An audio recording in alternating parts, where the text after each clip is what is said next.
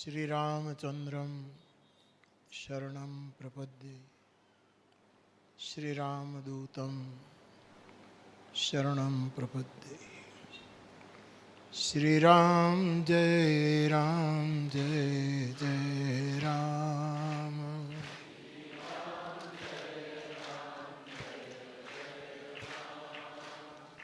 श्रीराम जय जय राम।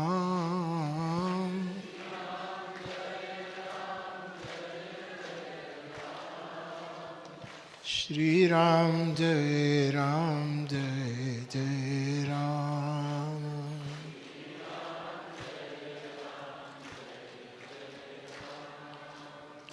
मंगल भवन अमंगल हारी मंगल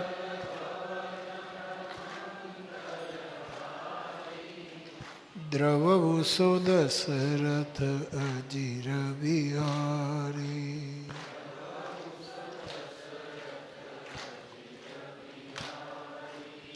श्रीराम जय जय राम।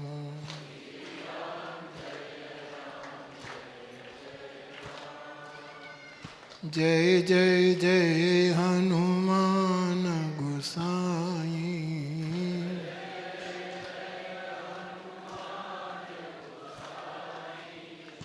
कृपा करो गुरुदेव की नाई।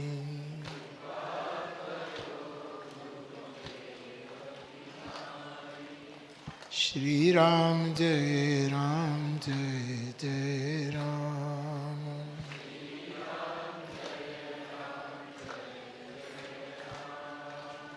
श्री राम जय जय राम।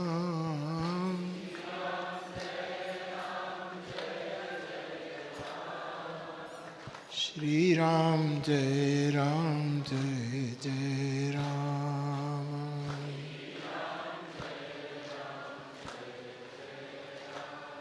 बोलिए हनुमान जी महाराज की। आ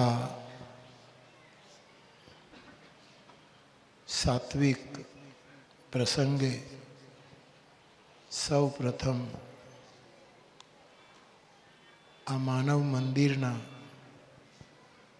जे प्रभुजीओ छे, हरिस्वरूप छे, एवा मनोदिव्यांग नाना मोटा सौ भाई बहनों ने मारा प्रणाम।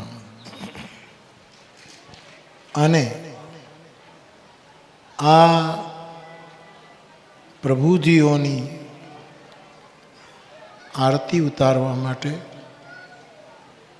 एनी पूजा करवा माटे, एनी सेवा माटे,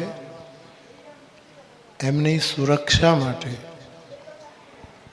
एक एवा पुजारी छे अपनी पासे, जे पुजारीनुं नाम पूज्यपाद भक्तिराम बापू है। ए बापू ने मारा प्रणाम। अने बापूना आ बहुज उपकारक सेवा व्रत ने आशीर्वाद आपवा माटे, पोतानी प्रसन्नता व्यक्त करवा माटे आ प्रसंगे पधारेला आपणा सौना पूज्य मुक्तानंदजी बापू, जूनागढ़ थी पधारेला पूज्य शेरनाथजी बापू, रामपरा थी पधारेला पूज्य राजेंद्रदासजी बापू, वेहड़ानाथनी जग्या थी पधारेला पूजनीया बा, हमणा गणेशदासजी बापू बोल्या अने नाम बधाना नहीं लई शकूँ, पण जेटला साधु संतो महंतो आ कार्य ने आशीर्वाद आपवा माटे अने प्रसन्नता व्यक्त करवा माटे आव्या छे, એ બધા જ મારા પૂજ્ય સંતો, મહંતો, કથાકારો, અમારા માર્ગી સમાજના સૌ વડીલો, ભાઈઓ, બહેનો,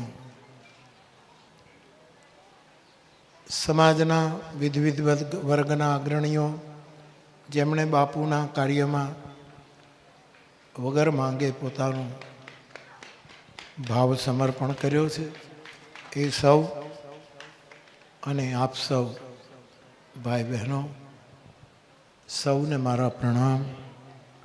જય સિયારામ. પૂજ્ય મુક્તાનંદજી બાપુએ એમનો જે અનુભવ છે એ જે કરી રહ્યા છે એ કાર્યની સનાતન ધર્મને કેન્દ્રમાં રાખીને બહુ જ મહત્વની વાતો આપણને કહી. પૂજ્ય શેરનાથજી બાપુએ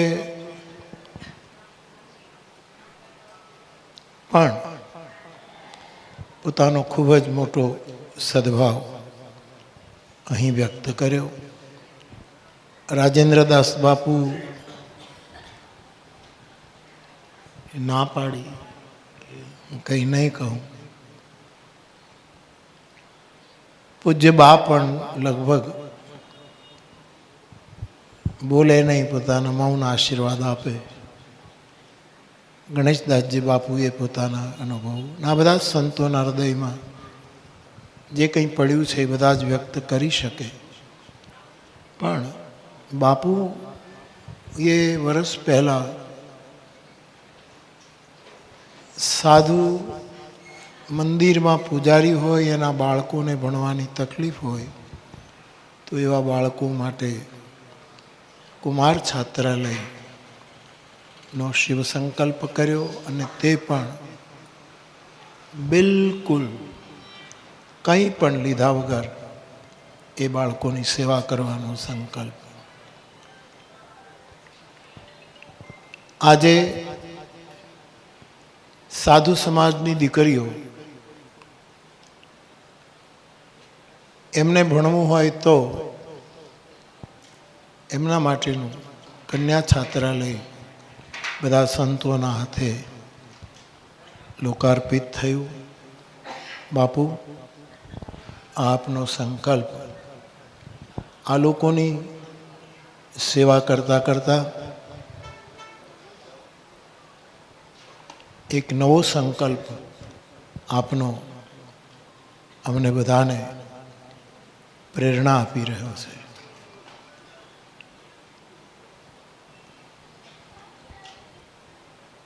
માર્ગી સાધુ સમાજના મહંતો, પૂજારીઓ અથવા તો બધા જ જે સાધુ સમાજ અહીંયા બેઠો છે, એક પ્રયાગ છે સાધુ સમાજ પ્રયાગ. મને હમણાં જ હું કથા કરતો હતો ત્યાં એક વિદ્વાનનો પ્રશ્ન આવ્યો કે સાધુની આટલી બધી વ્યાખ્યાઓ થાય છે, વ્યાસપીઠ કરે છે, શાસ્ત્રો કરે છે, બહુ જ મોટી, અને ભગવાન રામ પણ સાધુનો મહિમા ગાતા ગાતા થાકી ગયા છે, એનું પ્રમાણ રામચરિતમાનસમાં છે. તો સાધુની આટલી બધી વ્યાખ્યાઓ જ્યારે થઈ રહી છે તો અમે આમ અસમંજસ થઈ જઈએ છીએ, કન્ફ્યુઝ થઈ જઈએ છીએ. આમ સાધુની કોઈ સાવ ટૂંકી વ્યાખ્યા ખરી? આવો એક પ્રશ્ન મારી પાસે આવ્યો. મેં જાહેરમાં કથામાં એ પ્રશ્નનો ઉત્તર આપ્યો છે કે ભાઈ, અનંતકાળથી સાધુની વ્યાખ્યા થતી આવી છે, થાય છે, થતી રહેશે. પણ આજનું જગત જો એમ કહે કે અમને આ લક્ષણ સાધુનું કે આ, એમાં અમે થોડા અટવાઈએ છીએ. ત્યારે મેં એટલું જ કહ્યું કે સાધુ એટલે સાધુ અને સાધુ એટલે સાધુ. આ સિવાય કોઈ વિશેષ વ્યાખ્યાની જરૂર નથી. બહુ મોટું તત્વચિંતક, એક બગીચામાં ફરતો હતો લોરેન્સ. એના મા બાપ એક બેન્ચ પર બેઠા હતા અને એ વખતે એક બાળક કુતૂહલવશ મા બાપથી જુદું પડી અને એ અંકલનો હાથ પકડી લે છે અને કીધું, અંકલ, મારે એક પ્રશ્ન પૂછવો છે. મારા મા બાપ એનો જવાબ નથી આપી શક્યા, મારા સ્કૂલના શિક્ષકે પણ મને એનો જવાબ નથી આપ્યો. આ બનેલી ઘટના છે. આપ મને એક પ્રશ્નનો ઉત્તર આપો કે આ વૃક્ષો લીલા શું કામ છે? આટલો મોટો વિદ્વાન, ઉપન્યાસકાર, કવિ, વિદ્વાન, ઘણું એનામાં હતું, પણ બાળકના પ્રશ્નનો ઉત્તર આપવામાં એ સફળ નથી. વારંવાર બાળક કહે છે, આ વૃક્ષો લીલા કેમ છે? હવે વિજ્ઞાનમાં એનો જવાબ છે, પણ આ માણસ વૈજ્ઞાનિક નહોતો. વિજ્ઞાનમાં જવાબ છે, હું છોકરાઓને ભણાવતો અને મેટ્રિક સુધી ભણ્યો પણ છું. એનો જવાબ વિજ્ઞાનમાં છે ક્લોરોફિલ. વૃક્ષમાં ક્લોરોફિલ છે એટલે એ લીલા હોય છે. એટલે બાળકે એમ કહ્યું કે મનુષ્યમાં ક્લોરોફિલ કેમ નથી? નહીંતર મનુષ્ય લીલો હોવો જોઈએ, હરિયાળી હોવો જોઈએ, સમૃદ્ધ હોવો જોઈએ માનવતાથી. એમાં કેમ નથી? બીજામાં કેમ નથી? પણ હવે એ વિદ્વાન જો ભારતીય અધ્યાત્મનો અભ્યાસી હોત તો અહીંયા ઘણામાં લીલો રંગ છે. લીલો માણસ કોઈ ધર્મના પ્રતીક રૂપે નહીં, પણ હર્યું ભર્યું જીવન જે સાધુઓનું હોય છે. અહીંયા બહુ જ પ્રશ્ન થયો. છેવટે પેલો માણસ એક જ જવાબ આપે છે બાળકને કે વૃક્ષ લીલું છે એટલે લીલું છે, એટલે લીલું છે. ઉપનિષદોમાં પૂછ્યું કે બ્રહ્મ શું છે? બ્રહ્મ કોણ? બ્રહ્મ વિશે પ્રશ્ન પૂછવા, બ્રહ્મની વ્યાખ્યા કરો. હવે બ્રહ્મ નિર્ગુણ કે સગુણ કે કેટલું મોટું શાસ્ત્ર છે. ત્યારે બ્રહ્મનો જવાબ આપતા જગદગુરુ આદિ શંકરાચાર્ય એમ કહે કે બ્રહ્મ એટલે બ્રહ્મ એટલે બ્રહ્મ. અવ્યાખ્ય છે. મારે એટલું જ કહેવું છે, મારા સાધુની સભા બેઠી છે, મારા માવતરો બધા બેઠા છે, મારા બધા જ પૂજ્ય ચરણો અહીંયા બેઠા છે, જે કોઈ સંસારમાં બેસીને અને કોઈ સંન્યાસને શોભાવતા જગતની સેવાના પરમ મંત્રો લઈને બેઠા છે. એવા બધા જ મહાપુરુષોની વચ્ચે એટલું જ કહેવું છે કે એકવાર દક્ષિણમાં અરુણાચલમની ગુફામાં રમણ મહર્ષિ બેઠા છે. બહુ જ મોટું નામ છે, બધાએ સાંભળ્યું હોય. એમની પાસે એક જર્મન ફિલોસોફર આવે છે. રમણ અને એની સાથેના જે વાર્તાલાપો છે એ છપાયા પણ છે, પરંતુ ઘણું નથી છપાયું. કારણ કે લીટીઓમાં લખ્યું હોય છપાય, બિટવીન ધ લાઇન્સ હોય કેમ છપાય? જે બિટવીન ધ લાઇન્સ છે, જે ખાલીપણામાંથી આવે છે. અને એવો એક સંવાદ હતો. ત્યારે પૂછ્યું કે મહર્ષિ, આ જગતને ધનની જરૂર છે? એટલે મહર્ષિએ કીધું કે ભાઈ ધનની જરૂર તો હોય જ. અમારા જેવા સાધુ ગુફામાં બેસીએ, ભિક્ષા કરી લઈએ, અમારે જરૂર ન હોય, પણ જગતને તો ધનની જરૂર છે. એ સત્યનો ઇનકાર ન કરી શકે. ધન પ્રધાન નથી, પરંતુ સચિવ તો છે, કોઈનો પીએ તો છે, આવશ્યક તો છે. તો ધનની જરૂર છે. બીજો પ્રશ્ન જર્મન ફિલોસોફરે પૂછ્યો કે આ જગતને રૂપાળું શરીર, રૂપાળા તનની જરૂરત છે કે બધા રૂપાળા હોય, બધા સુંદર હોય, આખું જગત સુંદરતામય હોય, એની જરૂર છે? તો કહ્યું કે ત્રીજો પ્રશ્ન પૂછો કે આ જગતને બહુ જ અતિશય શિક્ષિત, જેના પાસે અતિશય માહિતી ભરી હોય એવી બુદ્ધિની જરૂર છે? મહર્ષિ મૌન રહે છે. પછી આપણે પૃથ્વીના માણસો છીએ, વયમ અમૃતસ્ય પુત્રાહ, અમે અમૃતની સંતાન છીએ, આવી જો આપણે ત્યાં ઉદ્ઘોષણા થઈ હોય તો એક માનવીય ગૌરવ, જેને પતંજલિ અસ્મિતા કહે છે, એની જરૂરત છે.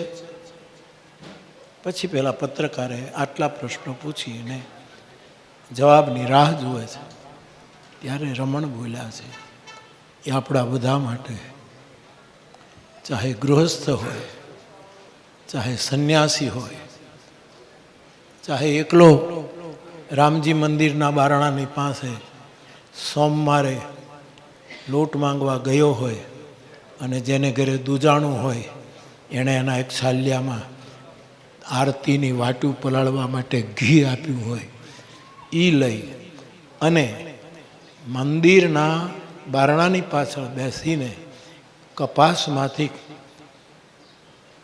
કપાસિયા કાઢીને રૂની જે વાટો કરતો હોય, ત્યાંથી લઈને બધાને લાગુ પડે એવી એક વાત રમણે કરી કે સમાજને ધનની તો જરૂર છે, આ બધું તો છે જ, એની આપણે કંઈ ના ન પાડી શકીએ. આજે બાપુ સત્કર્મ કરે છે વગર માંગે તો ધનની તો જરૂર તો પડે જ છે, એ તો આવે છે. બાપુનું શરીર કામે લાગ્યું છે, સતત ફરે છે, એ વિચારે છે, બુદ્ધિ પણ, બધું જરૂર છે. પણ રમણ કહે છે બહુ મોટી વાત કહે, અને એ મને બહુ આનંદ આપે છે. અને એ જ્યારે સાધુ સમાજને જોઉં ત્યારે મને વધારે પ્રસન્નતા થાય કે આપણી જવાબદારી આ મહર્ષિએ કેટલી. એણે એમ કહ્યું કે આ જગતને સાધુના મનની જરૂર છે. સાધુનું મન કેવું હોય તો પછી આપણે સમઢિયાળાને પૂછવું પડે, ગંગા સતીને પૂછવું પડે કે મેરુ રે ડગે પણ જેના મનડા ન ડગે. અને એની સામે કેટલું મોટું પ્રમાણ મૂક્યું, બ્રહ્માંડ ભાંગી જાય પણ જેનું મન ન ડગે. તુલ્ય નિંદા સ્તુતિર્મૌની સંતુષ્ટો યેન કેન ચિત અનિકેત સ્થિરમતિર ભક્તિમાન મેં પ્રિયો નર. સાધુ શું કામ મોક્ષને હાથમાં લઈને ફરે છે બીજાને આપવા માટે? શું કામ?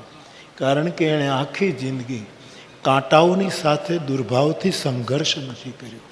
અને જે કાંટાની સાથે સંઘર્ષ કરવા માટે, નિંદા કરનારાઓની સાથે સંઘર્ષ કરવા માટે જે પોતાની શક્તિ વેડફે એ ફૂલ સુધી કોઈ દિવસ પહોંચી શકે. ફૂલની માસુમિયત, ફૂલનું પુલકિતપણું, ફૂલની બિન સાંપ્રદાયિક સુગંધ, ફૂલનું અનિકેતપણું, ફૂલનું સાર્વભૌમત્વપણું એ કાંટાની સાથે સંઘર્ષ કરનારા નથી પામી શકતા. કાંટાને આગળ વધવું જ પડે. અમારા માર્ગી સાધુને પણ ટીકા થવામાં કાંઈ બાકી કોઈએ રાખ્યું નથી. માર્ગી તો આમ છે. હા, બાપુએ તો દર્શન કરીને કીધું છે કે પંક્ચર શાંતા હોય, ગોળાવે. તો આ દશામાં અત્યારે આપણે છીએ અને એક સાધુ જવાબદારી સાથે આપણી ચિંતા કરે. પણ ટીકા બહુ થઈ છે, લખાયું છે બહુ, ગાળો બહુ દીધી છે. આ તો બધા માંગણ છે, આ તો વિચરતી જાતિ છે. પણ સાધુ વિચરતી જાતિનો જ હોવો જોઈએ. હા, ચરઈ વહેતી કઈ ક્યાંથી શબ્દ આવ્યો? એ તલગાજરડામાંથી નથી આવ્યો. ચરઈ વહેતી, ચરઈ વહેતી, ચરઈ વહેતી. સાધુ વિચરણ કરતો હોય છે. ચાલો, મારે તો ક્યાંય, પણ હું એ ક્યારેક રમૂજમાં કહું કે હાલો હવે હાલરિયા જી આવીએ. તો મને કહું કે બદરુ બાપુને ત્યાં મેં કહું ના નહીં સેવકોમાં આંટો મારી આવીએ, રમૂજમાં. પણ બહુ જ કહેવાયું છે એવું. મારે એમાં નથી જવું. હું તો એનો એક જ જવાબ આપું કે એવા રહે અમે એવા રહે.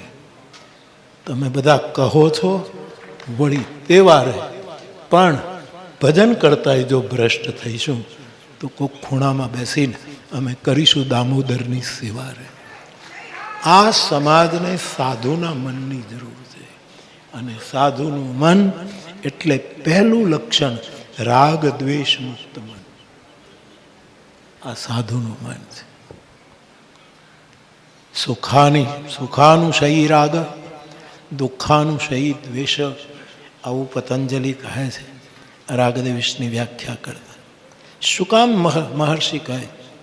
આ જગતને સાધુનું જો મન મળી જાય, આ જગત રાગ દ્વેષ મુક્ત થાય. આ જે દેશ ભેદની દિવાલો તોડી શકે આ સમાજ, તો મહર્ષિ કહે સાધુના મનની જરૂર છે. જર્મન પત્રકારને બીજો જવાબ આપ્યો, આ જગતને સાધુની બુદ્ધિની જરૂર છે. આજે ભણવું જોઈએ. બાપુ કેટલી સંસ્થા ચલાવે, આપણા બધા સાક્ષી છીએ. કેટલી કોલેજો, અને બાપુએ બહુ જ એક વરદાન જેવું વચન કહ્યું કે અમે 12 ધોરણ પછી અમે આટલી કોલેજો ચલાવીએ છીએ, અને અહીંથી કોઈ દીકરીઓ દીકરાઓ આવશે તો અમે એની સેવા કરીશું. તો બુદ્ધિની તો બહુ જ જરૂર છે, બહુ જ જરૂર છે. પણ સાધુની બુદ્ધિની જરૂર છે. સાધુની બુદ્ધિ માટે એટલું જ કે મોટા ભાગની બુદ્ધિ વ્યભિચારીણી થઈ જાય છે. સાધુની બુદ્ધિ હંમેશા અવ્યભિચારીણી રહે છે. અને તેથી આ જગત જ્યારે એકનિષ્ઠ બનશે, દ્રઢ વિશ્વાસુ બનશે, શ્રદ્ધા અપંગ નહીં થઈ હોય, ભ્રમે બુદ્ધિનો કબજો નહીં લીધો હોય, એવી બુદ્ધિ જ્યારે સમાજને આવશે, પ્રતિષ્ઠા તો મને તમને ગમે તે રીતે મળી જાય. ખોટા માણસોને પ્રતિષ્ઠા મળી જાય બાપુ. પણ જોકર હોય ને એને રાજમહેલમાં મૂકી દો તો એ રાજકુમાર ન ગણાય, રાજમહેલ સર્કસ કરી નાખે. ઘણા માણસો અધિકાર વગર ગોઠવાઈ દે. જોકરને તમે રાજમહેલમાં બેસાડી દો ને, એને કાંઈ રાજકુમારનું બિરુદ ન મળે. એ આખા રાજમહેલને સર્કસ કરીને બહાર નીકળે. ત્યારે જોકરો અમુક જાનું સ્થાનોમાં બેસી ગયા છે. એવા સમયે આ જગત સર્કસ ન બની જાય. આ જગત 2 કલાકનું મનોરંજનનું ખેલ ન બની જાય. સર્કસ જોવાલાયક હોય છે, એમાં આપણું મનોરંજન થતું, એની આલોચના નથી. બચપણમાં હું પણ જોતો. પણ સાધુની બુદ્ધિ જે અવ્યભિચારીની હોય છે. કારણ કે સાધુએ એ બુદ્ધિ પુસ્તકોમાંથી નથી લીધી, વિશ્વવિદ્યાલયો પાસેથી નથી લીધી, કોઈ મોટા મોટા પંડિતોની પાસેથી ભીખ માંગીને બુદ્ધિ નથી લીધી. સાધુએ બુદ્ધિ લીધી છે માં જાનકીની પાસે પ્રાર્થના કરીને. તાકે જુગપદ કમલ મનાવમ, જાસુ કૃપા નિર્મલ મતિ પાઉં. અમને પ્રજ્ઞા આપો, અમને સદબુદ્ધિ આપો. તો રમણ કહે છે સાધુની બુદ્ધિની જરૂર. ત્રીજી વાત કહી, વિત્તની જરૂર નથી સાધુને. લોકો તૈયાર છે સાધુનું કામ જોઈને. આ બાબો કોઈની પાસે માંગતો નથી, અને છતાં બધા આપે જ છે ને, આપે જ. અને સાધુને શું, કદાચ બધું બાપુ કહે છે મહિને આટલો ખર્ચો થાય છે, આમ છે તેમ, પણ ચિંતા નથી કરતા. અને કદાચ હું તો એમ માનું કે ભાઈ આપણાથી ન થાય તો કહી દેવું નથી રમતા.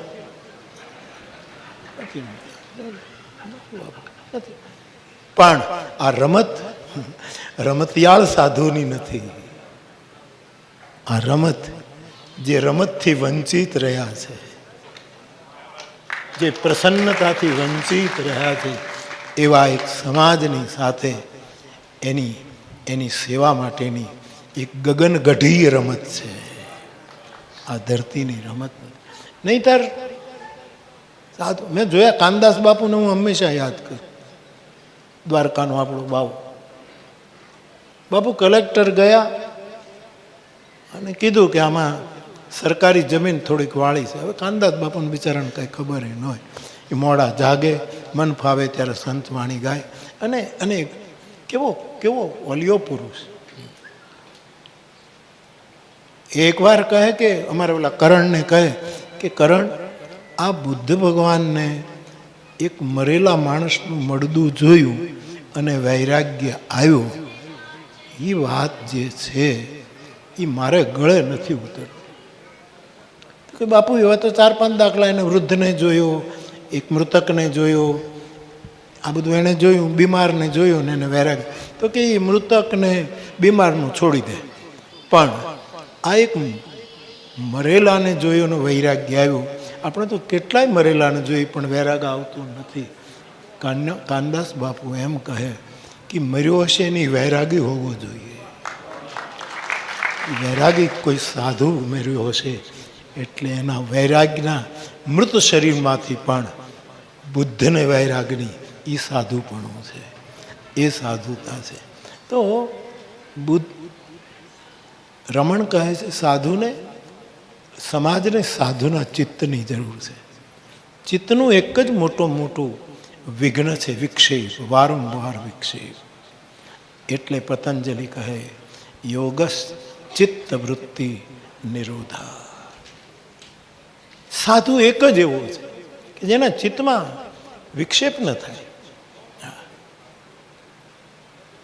આ બધા જ મહાપુરુષો, બધા સંતો, અમારી આખી, પછી રામાનંદી સાધુ હોય, ગોસાઈ સાધુ હોય, વૈષ્ણવ સાધુ હોય, ત્યાગી સાધુ હોય, સંન્યાસી, આ બધાના આપણે મૂળ તપાસીએ જોઈએ લાગે એના ચિત્તમાં ક્યાંય વિક્ષેપ નથી થયો. ચિત્તનો દીવો એમ નમ જલે છે. પત્રકારને રમણ કહે છે સમાજને આજે સાધુના ચિત્તની જરૂર છે. અને છેલ્લે કહ્યું કે આ સમાજને ગૌરવ, અસ્મિતા હોવી જોઈએ. આપણને ભારતનું ગૌરવ હોવું જોઈએ. સનાતન ધર્મનું તો બહુ જ ગૌરવ હોવું જોઈએ, અતિ હોવું જોઈએ સનાતન ધર્મ. જ્યારે સનાતન ધર્મને અનેક પ્રકારે ક્યાંક ને ક્યાંક હાનિ કે ગ્લાનિ પહોંચાડવાના જગતભરમાં પ્રયત્નો થઈ રહ્યા છે, એવા સમયે સનાતન ધર્મનું આપણા બધાને બહુ જ ગૌરવ હોવું જોઈએ. કારણ કે સનાતન ધર્મ તો સનાતન છે, પરંતુ ગીતામાં ઈશ્વરને પણ સનાતન કહ્યો છે. સનાતનસ્તમ પુરુષો મતો મેં. અર્જુન કહે હું ઓળખી ગયો છું, તો હું મારો સગો નથી, તું સનાતન પુરુષ છે. આ શબ્દો ભગવાન ને કૃષ્ણ અર્જુન કહે છે. તો સનાતન ધર્મ નું બહુ જ ધ્યાન રાખવું. એટલા માટે હું કયા કરું કે દરેક ગામમાં મંદિર હોવું જોઈએ. રામ, શિવ, કૃષ્ણ, દુર્ગા, હનુમાનજી હોવું જોઈએ. છે જ, પણ પહેલાં હોય તો એના જીર્ણોદ્ધારો થવા જોઈએ, નવા થવા જોઈએ. અને બાપુ બહુ સરસ વાત કહે, ક્યાંક અમે સાથે હોઈએ કોઈ મંદિરના પહેલાં દર્શન માટે, તો બાપુ તરત જ એમ કહે કે એલા તમે મંદિર તો બનાવો પણ પૂજારી માટે ઘરે બનાવજો સાહેબ, એ બહુ જ જરૂરી. તમે કલ્પના જ કરો, સાધુએ કોઈ દિવસ કોઈની પાસે ઘર ન માગ્યું, કારણ કે એનું ઘરાનું બહુ ઊંચું છે, એનું ઘરાનું ઊંચું છે. પણ સમાજની ફરજ છે. તો સનાતન ધર્મની જે વાત, આ સંતો બધા જ એના માટે ચિંતિત છે. સનાતન ધર્મ માટે બધા પોતપોતાની રીતે કાર્યરત છે. ત્યારે એનું એક ગૌરવ, અસ્મિતા, જેને પતંજલિ કહે, તો રમણ કહે છે અહંકાર. અસ્મિતાનો અર્થ અહંકાર પણ થાય. આમ બહુ સારો શબ્દ ન ગણાય, એ ક્લેશમાં આવે છે. 5 ક્લેશ જે છે એમાં રાગ, દ્વેષ, અવિદ્યા, અભિનિવેશ, એમ જ અસ્મિતા, એ ક્લેશમાં ગણાય છે. પરંતુ સારો શબ્દ છે કે એનું એક આપણને ગૌરવ હોવું જોઈએ. આપણને ઘણા ખોટા ગૌરવ હોય છે. રશિયાનો પ્રધાનમંત્રી કોઈ દેશમાં ગયો અને એક બહુ કિંમતી એક શૂટનું કાપડ કોકે આપ્યું એને, એટલે એ પાછો રશિયા આવ્યો ત્યારે એના નિજી દરજીની પાસે શૂટ સીવડાવવા માટે ગયો કે આમાંથી પેન્ટ, કોટ, વચ્ચે પહેરવાની બંડી અથવા તો જે આખું એનું પૂર્ણ રૂપ હોય એ બનાવો. તો એનો નિજી દરજી હતો, એણે કીધું કે આમાંથી આ બધું નહીં બને, કોટ બનશે, પેન્ટ બનશે, પણ અંદરની બંડી નહીં બને, અને આમાંથી જ તમે ટાઈ બનાવવાનું કહેશો તો એ તો બનશે જ નહીં. હા, ના પાડી દે. પછી બીજે અઠવાડિયે એને લંડન જવાનું થયું, એટલે એ માણસ લંડન જાય છે. પેલું કાપડ લેતો ગયો કે લંડનમાં સીવડાવશું આપણે. એટલે લંડનમાં એક દરજીને જઈને કીધું કે તું આમાંથી મને પેન્ટ, કોટ, અંદર આમાંથી શું શું બને, કે આમાંથી કોટે બનશે, અંદરની બંડી બનશે, પેન્ટ બનશે, મોજા બનાવવા હોય તો મોજાય બનશે, ટાઈ પણ બનશે, આમાંથી ટોપી કરવી હોય તો લાલ ટોપી પણ બનાવી દો. એ લોકોને લાલ ટોપી હોય તો લાલ ટોપી બનાવી દો રશિયાવાળાને. અને તમે કહેતો કે તમારે જો 2 બાળકો હોય તો એની નાની નાની ચડ્ડીઓ બનશે. એટલે પેલો કે આ કઈ રીતનું, મારા દેશમાં મારો દરજી, નિજી દરજી, એને મેં આપ્યું તો એમ કે આમાંથી ત્રીજું કાંઈ બને જ નહીં, અને તું આટલું બધું બનાવે કે ત્યાં તમે મહાન છો, લંડનમાં તમે મહાન નથી સાહેબ. જ્યારે તમે ખોટી અસ્મિતામાં હો છો ત્યારે આપણે પૂરેપૂરું વસ્ત્ર ઢાંકણ કરાવી શકતા નથી. પણ જ્યાં આપણને કોઈ નથી ઓળખતું ત્યાં આપણાથી ઘણું બનતું હોય છે સાહેબ, ત્યાં આપણે ઘણું કરી શકીએ. તો અસ્મિતા જે છે, ગૌરવ, રમણ કહે છે ગૌરવ જરૂરી છે. ચલો, જેમ અમારે રામાયણમાં લખ્યું, અસ અભિમાન જાય જની ભોરે મેં સેવક રઘુપતિ. એવું અભિમાન અમારામાંથી જાય જ નહીં કે હું રામનો સેવક છું અને રામ મારો પ્રભુ છે. આવું તો જરૂર. તો આ જગતને અસ્મિતાની, અહંકારની, અભિમાનની જરૂર હોય તો સાધુની અસ્મિતાની જરૂરત છે. આવું એક પત્રકારની સાથે રમણના વાર્તાલાપમાં મને મળ્યું. એ મારે વાત કહેવી હતી, વિશેષ કંઈ નહીં કહેતા. નામ પ્રેમી સાધુ, પ્રભુના રૂપ પ્રેમી સાધુ, પ્રભુના લીલા પ્રેમી સાધુ અને પ્રભુના ધામ પ્રેમી સાધુ, એવો આપણો સમગ્ર ભગવાન ભાગવતમાં કહે છે, સાધવો હૃદયમ મહ્ય. સાધુ મારું હૃદય છે. આનાથી વધારે સન્માન કયું હોય? આ ભગવાન કૃષ્ણના, કપિલ ભગવાન દેવહૂતિને ભાગવતમાં ઉપદેશ આપતી એમ કહે કે સાધુ મારું હૃદય છે. વળી એક જગ્યાએ તો ભગવાન એમ પણ કહે કે હું લક્ષ્મીને છોડી શકું છું પણ સાધુને નથી છોડી શકતો. ત્યાં સુધી સાધુનો મહિમા ગાયો છે. અને મેં તો સાહસ કરીને આ બધા આપણા પૂજ્યોના આશીર્વાદ લઈને થોડુંક સાહસ કરું, અને એ સાહસ પાછું સાચું પડે છે, કારણ કે આશીર્વાદ મોટા છે. એટલે આપણું સાહસ ક્યાં સાચું? હમણાં આ છેલ્લી કથામાં જ મને કોઈ પૂછ્યું કે ભગવાન સાધુ સંતોનું રક્ષણ કરે, ભગવાનનું કોણ કરે? મેં કીધું સાધુ સંત. ભગવાનનું રક્ષણ સાધુ સંત કરે. એવા સમયે આ માનવ મંદિરના એક પૂજારી ભક્તિરામ બાપુ જ્યારે આટલું માનવતાનું અત્યંત આવશ્યક કાર્ય કરી રહ્યા છે, ત્યારે આ બધા સંતો પ્રસન્નતા અને પોતાનો આનંદ વ્યક્ત કરવા માટે આવ્યા છે. વિશેષ કંઈ નહીં કહેતા. બાપુ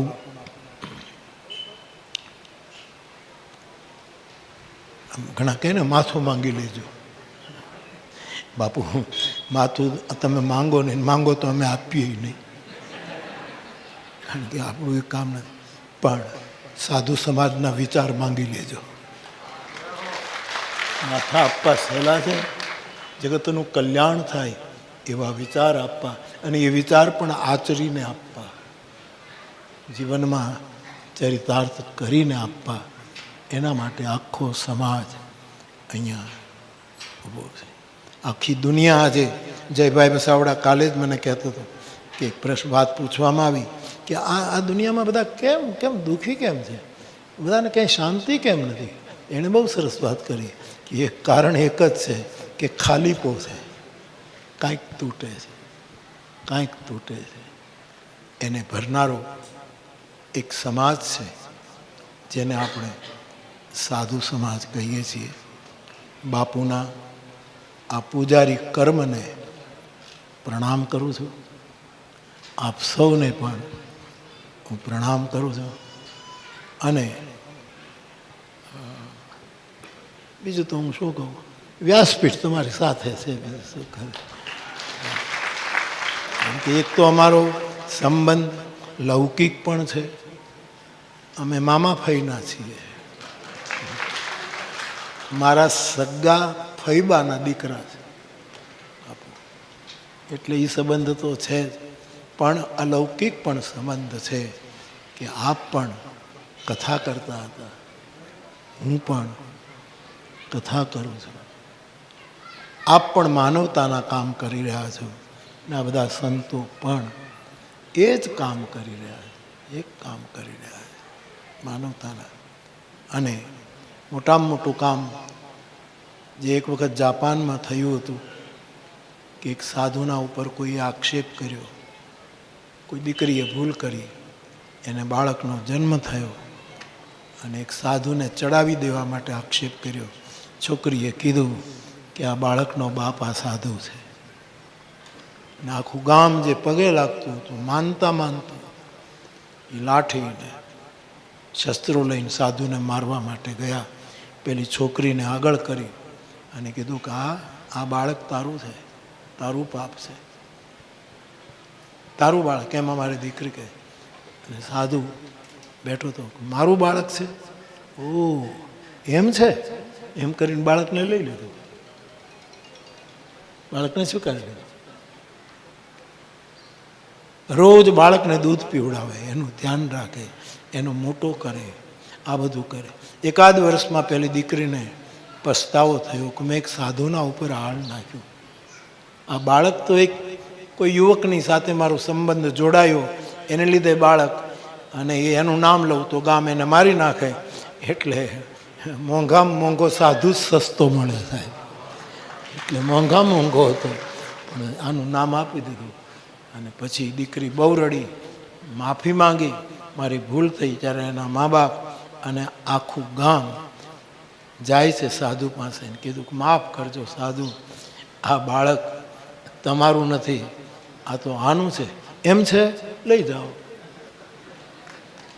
આ જ સ્થિતિ છે. મૂળદાસજીના પ્રસંગમાં પણ આ જ ઘટના ઘટી. કાલ સવારના દાખલાઓ છે આપણે ત્યાં. અને આ ત્રીજો દાખલો કે જે બાળકના બાપનું નામ નથી, એનો બાપ ભક્તિરામ. એક મોટી વાત છે, મારા માટે બહુ મોટી વાત છે. તો એવા એક પૂજારીના આ સેવા યજ્ઞમાં આપણે દર્શન કરવા માટે આવ્યા છીએ. મારી ખૂબ જ પ્રસન્નતા વ્યક્ત કરું છું. આખો સાધુ સમાજ આપની સાથે છે. નિર્ભય હોઉં હું દેવ સમુદાય, નિર્ભય હોઉં હું દેવ સમુદાય, નિર્ભય હોઉં હું દેવ સમુદાય. જય સિયારામ.